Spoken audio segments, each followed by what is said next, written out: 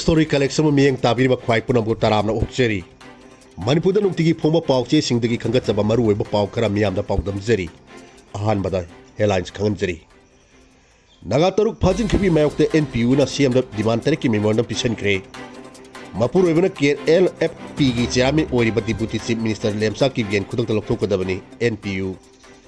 Chief minister na police ki anobu gari samri ga humda threat flag up top kre police ki mapangan kangkhan na angam mathak ta honagani kemsan Litan da nungmay kam na bating mangam dre midang dagi na ahing phapo kap na kre amat sok le President run manung da thang dono thoramba eviction gi thaba konggon gumna takre naga mapan de na khya thong phau gi dambi amasung phutpan mapu pandre thau gi maman hengat le ex gesa piba amasung NIA da sinaba natana action lokha pangam da BJP gi lang da miyam na thubi genu pilotama tangai phadawa pochai singi maman dukan singna miyam da khangna ba thetpiu MSF amu hana pauk santona pijari Naga taruk phajin khebagi mayokte NPU na CM da demand tarekit memorandum pisan kre Mapur webna KLFP gi chairman oiriba deputy chief minister Nemcha Kipgen khudak ta lokthok kadabani NPU Thasiki taram dogi ayuk Kampokpi district new ekhetheman bi PS na konba kolen amasung konjim ani gi marakta leiba nambi gi mafam amada kuki khulai paiba singani chingnaba singna ambush tawduna Thadok church leader yauna misam hong hat kiba amasung atopa maribuna son kiba tawdo thuki baga ikan kanadana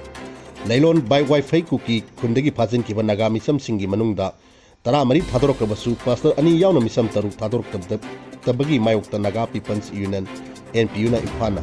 Yang ba khongchat ama sattu na chief minister da demand taret yawat memorandum ama pisan kre Union asina chief minister da thabak thorok na ba taksin ke ba demand singi manung da mapure ba ST thangkoi Kipgen allies Senting thang Kipgen na kuki national fund p gi chairman obda natana kuki khulai pa group taret nipan gi umbrella body oiriba United People's Front UFF ki su chairman oiriba ni na Nemcha Kipgen bu deputy chief minister phamdgi da lokthok kadamni hai ba yauri Memorandum asing asi ayupung tara khara helakpatagi hauna tongan ba furup singi mioi singna new second gi tribal market to full laba matungda masing yamna mayam ayupung tara mathoi makharai helakpada mapam asigi baburada laiba chief minister gi banglo tam pian da khongja chatpa kaun kibani mitai furup ki mioi sing yawna yamna miyamna khongsa phamdagi hordana kuki terrorist singna phajin kiba naga taruk thadu u yenau me pullaga mitop tanthoksi deputy chief minister Nemcha ki geloktu Kuki terrorist sing maru phangna muthakadabni su advocate tawgadabni militian gi loina bi mataw karam na deputy chief minister oiribano Manipur gi ngamkhai kaibi yaro haibna sing kholaw sing lawtuna babu bara tamna lakhi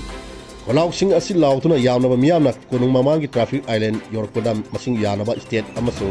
central force sing na miyam atu thattuna makhatana saran kide Mapam adu dagi union asigi president nu singba mioi nipanu police na makoi gi marti zip sida tohonduna purga chief minister unan duna makoi gi demand tere yawa memorandum pisalan ki wakat chairon asina pisalro matungda union asigi president n ngaramina konung mamangi traffic island da loudspeaker season aduna riri da saruk yakriba miyam da pawtano dun hai athu matana mala laiba sing phagani haibi thaja pirakpa ga loinana misam taruk phajin kibagi mari dainana mioi khara su phare haina chief minister na phongdorak le Su abrogate tawbagi matang dari logi matung ina sathagani haibi wafam thalakle hayoduna chief minister na union asigi demand taret yawa memorandum asi thabakta onthorok kadra haibadu yengkigani lenga ki pirakpa pakhongi matung ina makha ta bakhong chasingani haina lauthoki ngasigi memorandum adu union asigi president vice president SR Sothe Dr. Ed Phamdgi general secretary SP Koharing amas information secretary S Samuel Kharamna kunna khuyek pebani Memorandum asi da yauriba atopa demand sing da naga misam taruk phabada senaba sung taunari khulai paiba kuki terrorist singi mathakta kudakta lakarfam thoba thabak lupakadabani makoi bu phaduna logi matung ina wayan sathagadabani lailon wifi kuki kungi sip lanboy wifi kun asigi authority member sing amasung misam taruk phabada khusam nakhiba kun asigi nupi sing kudakta phagadabani su taunari khulai paiba kuki cadre singna phajin thawle maral leijadaba naga misam taruk rescue tawnaba amasung thadu honnaba operation sathagadabani kuki terrorist na ambush tawduna hat ki basip Naga Dolang Kundagi Wilson Thanga Amasung Jaujang Tagi Shokiba Atai Mio Shingi Justice Porkadabani TM Kausam Amasung Embus Tortuna Hakibe SW Silau Sang Amasung Yarungam Basungi Justice Porkadamni Haibaga Nonana Su Abrokot Tawadamni Amasung Kuki Refugees Sing Tantoki Kadamni Haiba Yauri Chief Minister na Police ki anobo gari samri go humda threat flag off tawkhre police ki mapangan kangkhanna ba angam thak to honagani YKM san ngasi imphal gi ahan ma battalion Manipur Rifles ki parade ground da pangthoki bo tharamda assistance to states for modernization of police scheme gi makha dal Chief Minister YKM san Manipur Police ki launa leiba gari samri go humda threat flag off tawkhre gari sing asigi manungda hero motorcycle sama Bolero V6 Kuntragamapan Bolero Dio Yankai Tatar Roda Yoda Udaga Mari Mine Protected Vehicle Tara Tata Truck Kun 407 Tata Kuntra Mahindra Bus Kun Bulletproof Rakshak Humpu Water Tanker Taragamapan Bolero Camper Yankai Amasung SMR Vehicle Manga Yauri Ano Bugari Sing Asibu Play Off Tauroduna Chief Minister High Police ki mapang kangkhanaba dengana angam thak to honagani Manipur ki police ki mapang kangkhan bagi tangai phadau lei haiduna me ahum ing singani kurhumdai dik thorok leba irang sta miyang gi punsi amade lantong ngakna ba police personnel singna mathong ningthina pangthoki leibak amada security mapangan kandana ing chikpa kulai ama purakpa ngamloi ngasi play off toriba gari sing asigi mamang sehi gi October kuthama to Ministry of Home Affairs na nupa karor lising amaga sama taruk ka point humato epup torki bidagi taruk kibdagi ni haiki police personnel singi matam sangna ahongba lehendana thamlakiba rasan manigi sempam amasung uniform allowance henkalan le harduna DGP Ranjip Singh amasung mahaki team police modernization gi thabak lakhulna basu thakat pongtokki Chief Minister Army amasung AR CRPF BSF ITBP SSB amasung atai security agency singna Manipur gi law and order ngakpoda mateng bangbagi damakta su tawiman khangba pugdokki When violence ki thokdok thon biganu haina miyamda apin tawbuga loina khongjang amadi rini sing bada ka henba thong chatha biganu miyam puna mana Manipur ingtaba amasung sisanaba porakpada mateng pangbiu haiki dharma sida Home Minister Gobidas Kotho samna hai ngasi play off tawriba police ki gari sing asi thokdwa thok ama thokpada matam sana yoba matam sana response tawba ngamna hona bagi damaktani police amasung miyamgi marakta thajanabi mari thamni mokai ahenba information adumak phangani Gari sing assistant adona counter insurgency operations sing hena kansina nagani haiki dharma sing saruk yakiba DGP Ranjip Singana ngasi lamthariba apunba gari sing asigi manung sad yakhai mari di singi district sing the sinagani kulai paiba sing na phajin thamliba miyoi sing thadoruk na batongan tongan ba CEO singi wari sanari haiki dharma asigi nungyu oiba waron phongdokhiba da phongdokhiba DGP na police na mai pana paikhalakwa thabak sing tha adona anti extra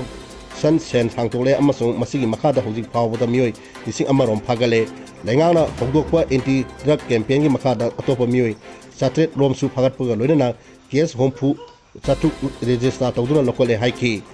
police personnel singna akhana ba training pi nabagi dam national security guard NSG ga MO ga ama khuyek pina kare haiduna miyangi mateng amasung ipaw khumjang gi maru oiba sing paladuna miyang kusun duna intelligent network mapang kakhanin gadamni amasung Manipur Pumda Police ki mathau tarak pada kudakta phangan gadamni haiki ngasi ki tharomda Deputy Chief Minister Losi Dikho MNA Singh Chief Secretary Security Advisor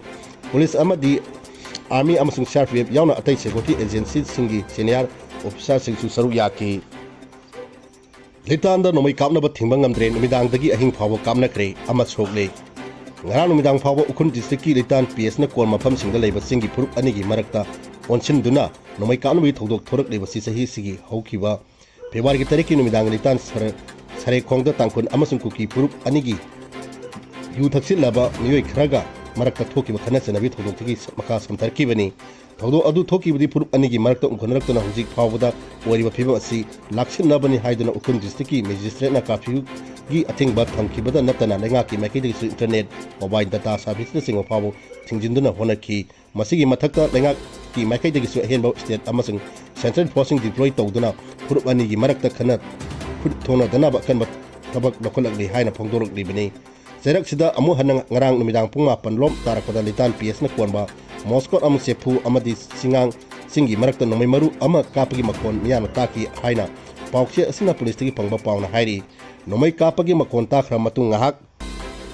makha taraktana lerak matung numidang pung tara rom tarakpada amu hanna mafam ani singi saruk singda nomai maru khara kapagi makon amu na taki nomai kapagi makon tapagi leitan area bu ngak selakliba shafia pasen singa nongta sas light kakatuna yengki shafia na sas light kakalapadi nakat ani mana makha tan nomai kamna kide numidang pung tara ma thori tarapada amu hanna moscow chepu lengang sing amadi ka fungi singi saruk singda nomai kapi makon amu hanna taki mafam sing asida nomai kapi makon tarabasu nakan ani makki mioi sing asokpan yawi paw lekite hairi nongai matung pung ani ka minit kulom tarapada nomai kapi makon takida matung sharp na sas light kapatuna yengsen ki hairi amarom da litan ps na konba zalen bung da leiwa kuki seo swing working committee ukungi seron amada dingarang nung tenpung mari rom tarapada moscow se pugi sasta satpa misam sing da security lom de siki bulom de nomai kapsalak wada ngangkhohan khongsai ko misam ama maki khubak to nomai maru pamna soki asungumba misam sing da tanona satharwa thong asi yaning di haina phongdoragli ex gesra piba amasung NIA da sinaba natana action lokhat pa ngamdaba BJP ge lang da myam thubi ge nu tilo tama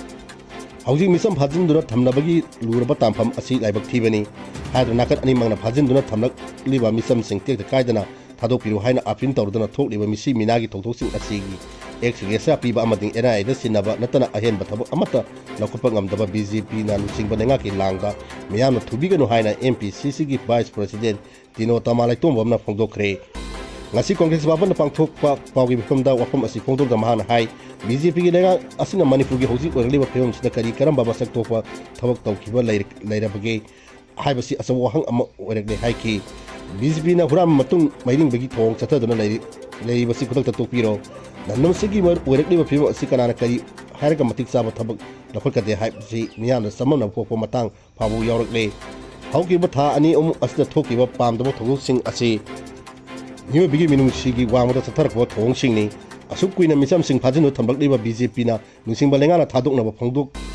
pal thengledri national highway su masigi protection eki makara thabok lokotri maram asina na nomsigi miron maning halabani haibasi kawbigeno haina makhata ki dangai phadaba pochai sigi maman dukan singna miyam khangnaba therpi MSF hingnabagi damak nomagi punsida sangdaba yadaba sizinariba polam singi maman hengalan dana miyam khangnaba dukan singna therpi haina MSF ki general secretary Rabi Kanta Khaidem Khangan bana pawmi sing da kuthang da phongdokre ngasi kwagaten thalawjam lekai da leiba mahroi lup asigi office ta pangtho pawgi bifamda wafam asi phongdono da mahangna hai India nenga na sengkot pa puksi lami sing satharakwa irangi saitheng phangliba miyangi nongda sang da yadra ba polam sing maru oina san thangna ba singi arepa mamman mari le da ba authority sing na lakthokpi duna ima kaithen amadi masigi akobi hangleba wholesaler retailer sing miyang khangna thepiu wholesaler retailer sing na polam sing asigi maman hengana yombiganu hiram asigi matang da ngasi nungthin CSFN PDG director ai basoro amasu pisan kre haidana mahiro singna mahiro losang singna sathok sin tawbada sizinaba gari sing amad laron itiki simpham pari basingi thaw marang kaina phangana hona biu haina so apin tawki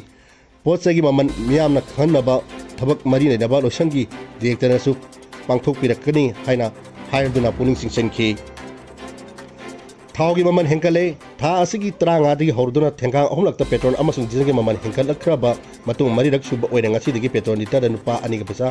humato amasung dizen liter nupa ani ga pesa humdama thoi henkal han kare loisala poda story collection mo miyang tabiri ba khwai puno mapu amuka hanna kurumjari